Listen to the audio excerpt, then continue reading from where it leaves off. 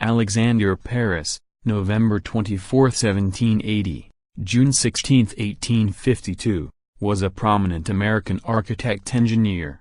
Beginning as a housewright, he evolved into an architect whose work transitioned from Federal-style architecture to the later Greek Revival. Parris taught Amy B. Young, and was among the group of architects influential in founding what would become the American Institute of Architects. He is also responsible for the designs of many lighthouses along the coastal northeastern United States. Early life and work. Parris was born in Halifax, Massachusetts. When aged 16, he apprenticed to a housewright in Pembroke, but talent led him towards architecture. Married to Sylvina Bonnie Stetson in 1800, he moved to Portland, Maine, then experiencing a building boom. The city had been bombarded during the Revolution by the Royal Navy, reducing three-quarters to ashes in 1775. But following the war, its trade recovered, almost challenging Boston as the busiest port in New England. Parris received numerous residential and commercial commissions, working in the fashionable style of architect Charles Bulfinch. Like most housewrights of the era, he often used elements derived directly from English architectural books, or those published in the United States by Asher Benjamin. Unfortunately, some of his designs were lost in the Great Fire of 1866, but early photographs and Parris' surviving drawings bespeak works of neoclassical artistry and taste. The boom would end, however, with Jefferson's embargo of 1807, which lasted 14 months and devastated Portland's mercantile base. Merchants went bankrupt. The Portland Bank, its building designed by Parris, failed. By 1809, construction in the city had come to a halt. Parris left for Richmond, Virginia, where he designed the Wickham House and the Executive Mansion.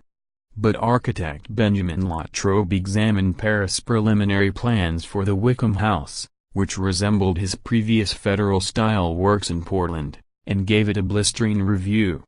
Latrobe's advice left a profound imprint on the future work of Parris, beginning with the building's revised design. Consequently, the Wickham House is considered a watershed design by Parris, marking the shift from his earlier Adamesque period towards his later, more severe, monumental and architectonic period.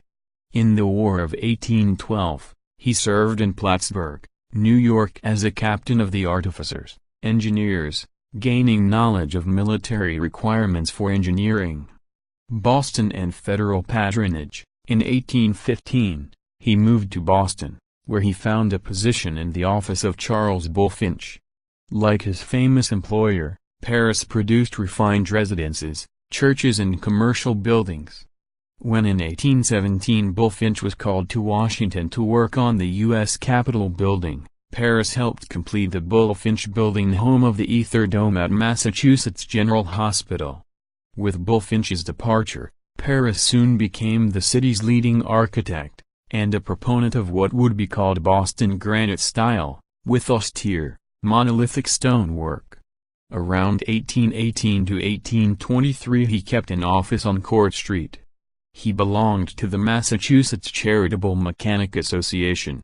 In 1824, however, he began a 20-year association working for the Boston Navy Yard in Charlestown.